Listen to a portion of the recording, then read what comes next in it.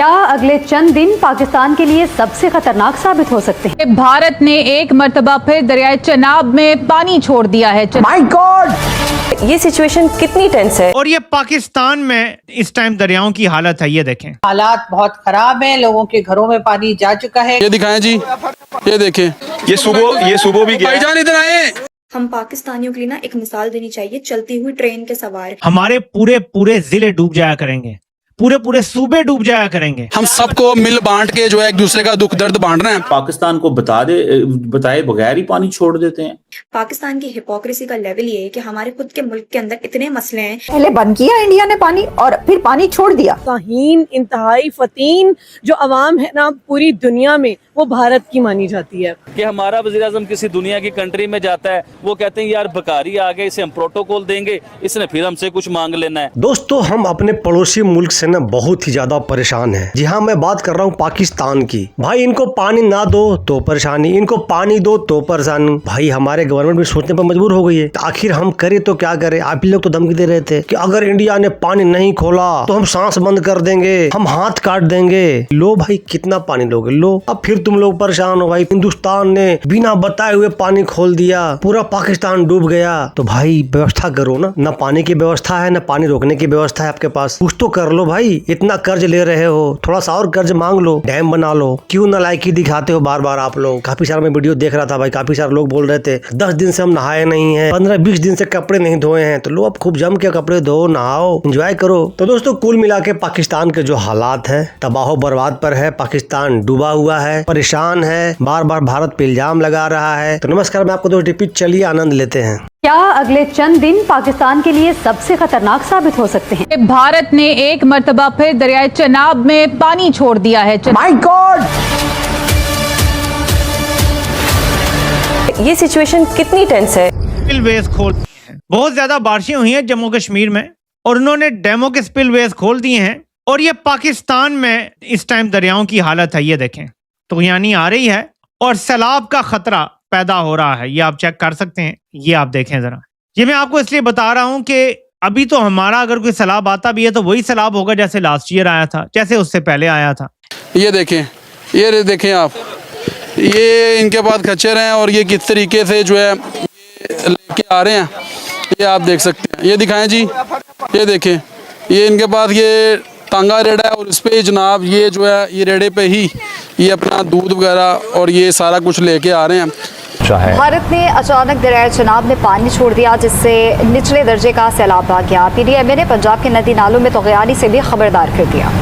अब लोग जो हैं वो, आपने ये लाइव मनाजर देखे, वो देखे, वो देखे, वो दिखाएं, वो ध्यान से एक दूसरे को डिग्रेड करने का नहीं है। अब ये जो लम्हा है, ये वक्त है, हम सबको मिल बांट के जो है एक दूसरे का दुख दर्द बांट रहे हैं। एक चीज पे जरा आप गौर करें कि अगर इंडिया ने अगले 2-3 सालों में अपने लिए वाटर स्टोरेज इनफ बना ली, अभी अगर 5 डैम हैं 10 हो गए और स्टोरेज उनकी बढ़ गई, तो सर्दी के महीनों में वो लोग अपनी स्टोरेज भरेंगे और जब मॉनसून का मौसम आएगा तो सारे डैमों के सिमल्टेनियस स्पिलवेज खोल दिए जाएंगे और सारा पानी डाउनस्ट्रीम पाकिस्तान की तरफ आएगा। हमारे पूरे जिले डूब जाया करेंगे, पूरे सूबे डूब जाया करेंगे। ये हाल होने जा रहा है पाकिस्तान का, और मीर जाफर सिर्फ अमेरिका से पैसे मांग के अपना डंक टपा रहा है। कुछ सही बता रही मैं उन्हीं लोगों की जो कल ये कह रहे थे, कल शाम को ये कह रहे थे कि पाकिस्तान प्लान कर रहा है कि इंडिया के डैम्स को हिट करे। तोबा कि भारत ने एकदम से ही पानी छोड़ दिया और हमें बहुत देर में बताया। ये सुबह भी गया। भाईजान इधर आए, भाईजान इधर आ जाए, वापिस आ जाए भाई, आ जाए, वापिस आ जाए। ये आपको छोड़ के आते हैं, आप क्यों जा रहे हैं उस पे। पहले बंद किया इंडिया ने पानी और फिर पानी छोड़ दिया। अब दोनों तरफ मुसीबत है। पानी जाइए तो कितने जाइए, ये बताएं, करें क्या। इसका मतलब है वो कोई भी स्टेप लेंगे तो वो हमारे खिलाफ जाता है। वो पानी छोड़ेंगे तो प्रॉब्लम, और वो पानी बंद कर दिया उन्होंने तो प्रॉब्लम। तो क्या करें। उसको पीछे से जर्नैलों का प्रेशर पड़ा हुआ है कि भाई माली मामलात दुरुस्त करो पाकिस्तान के, तो वो अब अमेरिका से सीधा ही 10 अरब डॉलर मांग बैठा है और वो हो सकता है मिल भी जाए। ये जो मैंने अभी ट्रेजरी सेक्रेटरी का पैगाम पढ़ा है, इससे लगता है कि कोई वादे शादे कर लिए गए हैं कि आपको दे देंगे, लेकिन बदले में क्या मांगा गया है ये हमें आने वाला वक्त बताएगा। अच्छा कौन साहब, ये बताइएगा, ये इंडिया जो है वैसे तो पाकिस्तान के साथ डैम हम बना देंगे, ये कर देंगे, डाटा शेयर नहीं करेंगे, लेकिन जब पानी आता है तो कहते हैं जी हम फ्लड पानी छोड़ देते हैं, ठीक है जी, और हम पाकिस्तान को बताए बगैर ही पानी छोड़ देते हैं। तो कल साहब ये कितनी की नफरत करता है आपका सिस्टम। चलिए, क्योंकि आपने हेट्रेड की बात करी तो इससे मुझे फिर से आप ही की लैंग्वेज में ये जवाब देना के लिए आपने मुझे मजबूर किया है। On a very good note I must tell you, किसी ने बोला था कि अगर इस नदी में पानी नहीं बहा तो खून बहेगा। भाई साहब हम डर गए, हमने आपका उसमें पानी खून ना बहे, आपका वो क्या भुट्टो का खून ना बहे, इसलिए हमने आपको बोला कि आप पानी ले लो। किसी और ने कहा कि हाथ काट देंगे। भाई साहब हम आपके हाथ, आवाम के हाथ मत काटिए, हम आपके लिए उसमें पानी छोड़ दें, जितना पानी कहो उतना छोड़ दें। बहुत शुक्रिया ज़ैनब प्रोग्राम में अपना कीमती वक्त देने के लिए। ज़ैनब सबसे पहले तो ये बताएं कि इस मॉनसून सीजन में एनडीएमए की जानिब से जो गैर मामूली बारिशों की पेशगोई के साथ साथ सैलाब की वार्निंग दी गई है, ये सारी सूरत हाल कितनी परेशान कुन साबित हो सकती है?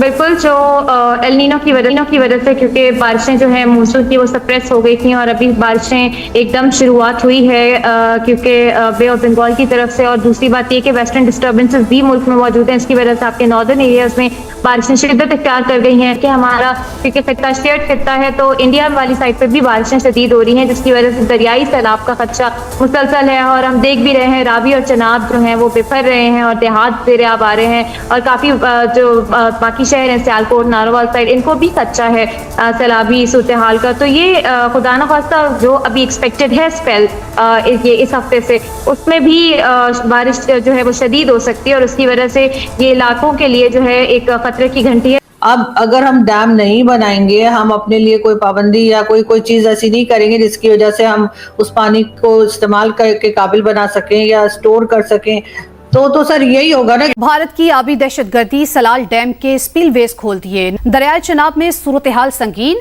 हेड मराला के मकाम पर ऊंचे दर्जे का सैलाब। हालात बहुत खराब हैं, लोगों के घरों में पानी जा चुका है, कई लोगों की जानें जा चुकी हैं, कई लोगों के घर जो हैं वो खराब हो चुके हैं और अब हालात ये है कि किसी तरफ से भी कोई आसरा दिखाई नहीं दे रहा। और जैसा कि हमारी आदत है कि हम हर चीज जो है वो किसी ना किसी पड़ोसी मुल्क पे डाल देते हैं, तो अब कहा यह जा रहा है कि क्योंकि जी भारत ने जो है वो बारिशें होते ही पानी इस तरफ रवाना कर दिया, इस वजह से हमारा ये हाल हुआ। लेकिन ज़ैनब ये वार्निंग तो हमने पहले भी देखी है, लास्ट ईयर भी यही वार्निंग्स थी, हमारी तैयारी क्या है इस हवाले से? बदकिस्मती से पिछले साल भी हमने बहुत बुरा सैलाब देखा और यही बातें हुई थी कि जो आबी गुज़रगाहों पे कंस्ट्रक्शन है उसको देखा जाएगा कि उसके लिए ड्रेनेज प्लान, हाउसिंग सोसाइटीज़ के ड्रेनेज प्लान क्या है, ज़राअत को तरजीह दी जाएगी। जो ग्लॉफ आते हैं जहाँ पे नॉर्दर्न एरियाज़ में, वहाँ पे कम्युनिटीज़ के लिए मामला देखे जाएंगे, वहाँ पे रेगुलेशन होगी क्योंकि हमारे ग्लेशियर्स रेगुलेटेड नहीं है। सारी बातें पिछले साल भी हुई थी जो इस साल हम दोहरा रहे हैं। तो तैयारी हमारी ये होती है कि जब मानसून का सीजन जैसे ही हमें पता लगता है 1 जुलाई आ गया, मानसून 2 जुलाई के बाद शुरू हो सकती है, तो हम 1 को मीटिंग कर रहे होते हैं कि हम रेस्क्यू ऑपरेशन कैसे इंप्रूव कर सकते हैं। भारत ने अचानक दरियाए चनाब में पानी छोड़ दिया जिससे निचले दर्जे का सैलाब आ गया। पीडीएमए ने पंजाब के नदी नालों में तोग़यानी से भी खबरदार कर दिया। हम पाकिस्तानियों के लिए ना एक मिसाल देनी चाहिए। चलती हुई ट्रेन के सवार, ये जिस ट्रेन को चलता हुआ देखते हैं ना, उस ट्रेन के अंदर चढ़ जाते हैं।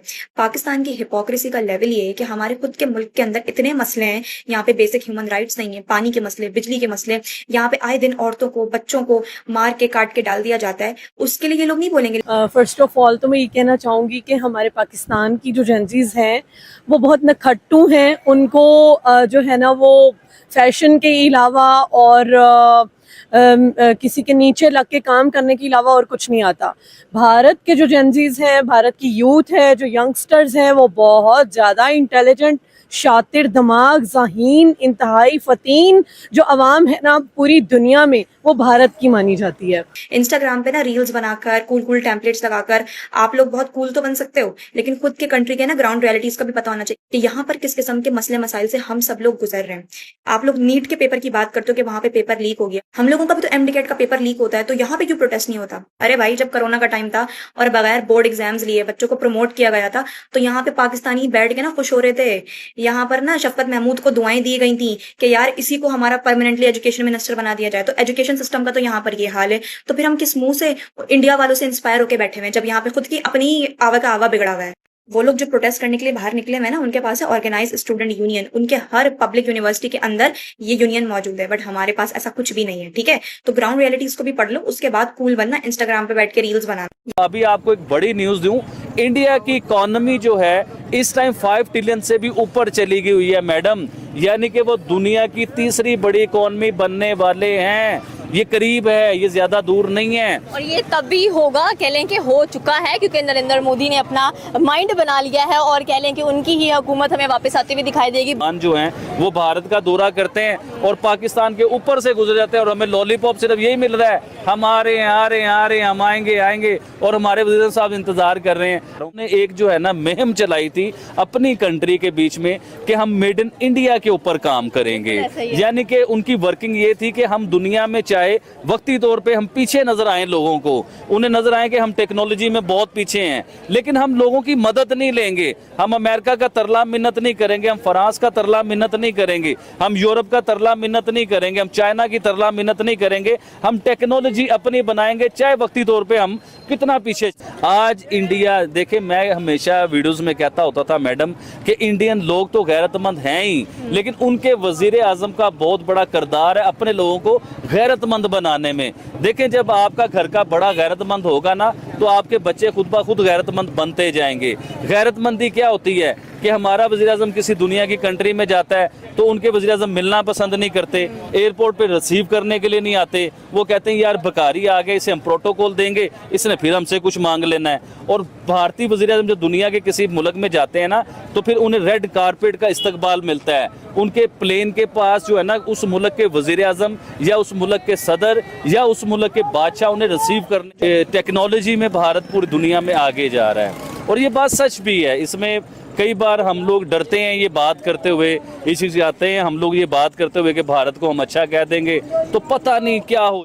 मेरे ख्याल से वो जनजीज में हिम्मत थी, उन्होंने सरतोड़ कोशिशें करके अपनी जान की बाजियां लगाकर जो है वो अपने फ्यूचर को दाव पे रख के अपने फ्यूचर के लिए, हक के लिए अपनी लड़ाई लड़ी और जिसका उनको माशाल्लाह से नतीजा भी मिला है। उन्होंने हुकूमतें बदल के रख दी, लेकिन हमारे अवाम, हमारे जो जनजीज हैं, हमारे जो यूथ हैं, यंगस्टर्स हैं, उनको सिवाय कीड़े मकोड़े बनने के और फैशन में की दुनिया में आगे जाने के, पढ़ाई से कोई गर्ज नहीं है। लोगों को ये होता है कि हम तो कल को फ्यूचर में पैसा लगाएंगे, हमारे वालिदैन का पैसा लगेगा, हमें प्राइवेट जॉब्स मिल जाएंगी और अगर गवर्नमेंट भी लेनी होगी तो हम इतनी जो है वो रिश्वत देंगे और हम आगे बढ़ जाएंगे। यहाँ पर कोई बलूचिस्तान के लिए नहीं बोलता, कश्मीर के लिए नहीं बोलता, अपने मुल्क के लिए तो बोल लो, अपने मुल्क का तो सोच लो, दूसरे के मुल्क को बाद में देखना ना। दोस्तों, ये था पाकिस्तानी का वीडियो, पाकिस्तान का हालात। ये वही पाकिस्तान जो हमारे डैम में मिसाइल मारने वाला था, वही पाकिस्तान जो हमारे सांस बंद करने वाला था, वही पाकिस्तान जो हमारा हाथ काटने वाला था। आज उनका सब कुछ, सांस भी बंद हो गई, हाथ भी कट गई और मिसाइल भी बच गई। लेकिन दोस्तों, आपने देखा वहाँ के भी जो यूथ है, यंगस्टर है, जो नहीं डरते हैं, जो बेबाक बात करते हैं, उन्होंने कहा कि भाई हम पाकिस्तानियों में इतना ज्यादा फॉल्ट है, हम अपने पे काम नहीं करते हैं लेकिन दूसरे पे ताक झाक ज्यादा करते हैं। अभी हमारे यहाँ जो प्रोटेस्ट हुआ था भारत में जंतर मंतर पे, उसके लेकर के मोहतरमा ने कुछ बातें आपको बताई। तो दोस्तों, आपको कैसा लगा वीडियो? यकीनन आपको बहुत मजा आया होगा दोस्तों,